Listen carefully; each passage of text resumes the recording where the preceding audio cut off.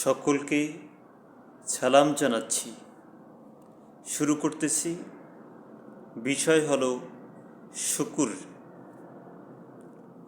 শুকর এই শব্দটি মহাগ্রন্থ আল কোরআনে অনেক জায়গায় বর্ণনা করা হয়েছে। যেমন আমাদের অনেকেরই এই আয়াতটি মুখস্থ রয়েছে, লাইন শাকারতুম লাযীদান্নাকুম ওয়া লাইন কাফারতুম।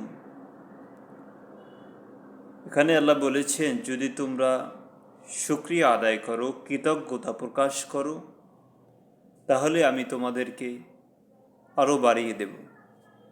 যদি কুফরি করো, শুকুরের বিরোধিতা করো, কৃতজ্ঞতা না করো, তাহলে আযাব রয়েছে। ওয়ালাইন কাফারতুম ইন্না আযাবি লাশাদীদ, তাহলে রয়েছে কঠিন শাস্তি। তাহলে আবার আল্লাহ তাআলা বলেছেন, আশকুরুলি ওয়ালা তাকফুরুন, তোমরা কৃতজ্ঞতা প্রকাশ করো, অকৃতজ্ঞ হইও না। অকৃতজ্ঞ বান্দা যে শুকরিয়া আদায় করে না, এই বান্দার সব সময় তার ভিতরে হতাশা কাজ করে, তার ভিতরে সব সময় নাই কাজ করে।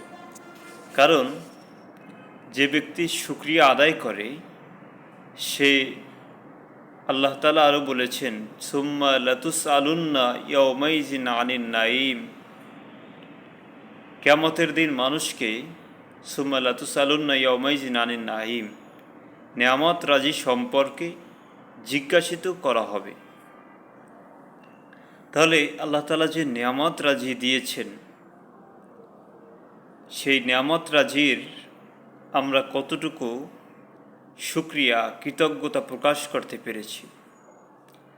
পৃথিবীতে আপনি তাকান, দেখেন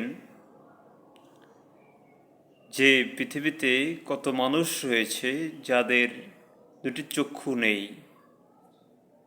কত মানুষ রয়েছে যাদের মস্তিষ্ক বিকৃত, পৃথিবীতে কত মানুষ রয়েছে যাদের দুটি পা নেই, পৃথিবীতে কত মানুষ রয়েছে অনেক সমস্যার ভিতরে জর্জরিত। আমাদেরকে রব্বুল আল্লাহ এগুলো থেকে মুক্ত করেছেন। যে যার স্থানে আমরা রয়েছি, আমরা সকল স্থান থেকে সব সময় আল্লাহর কৃতজ্ঞতা প্রকাশ করব, আলহামদুলিল্লাহি রব্বিল আলামিন।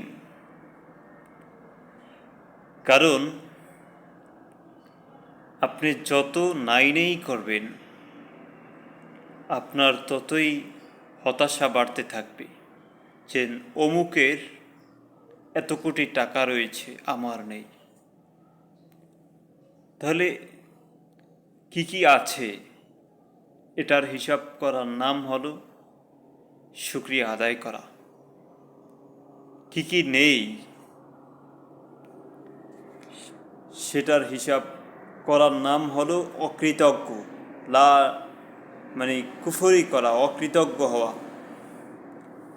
এই যারা অকৃতজ্ঞ বান্দা, তাদেরকেও আল্লাহ তাআলা পছন্দ করেন না। এজন্য আমাদেরকে কৃতজ্ঞ বান্দা হতে হবে। আল্লাহ সেই তৌফিক আমাদেরকে দান করুক।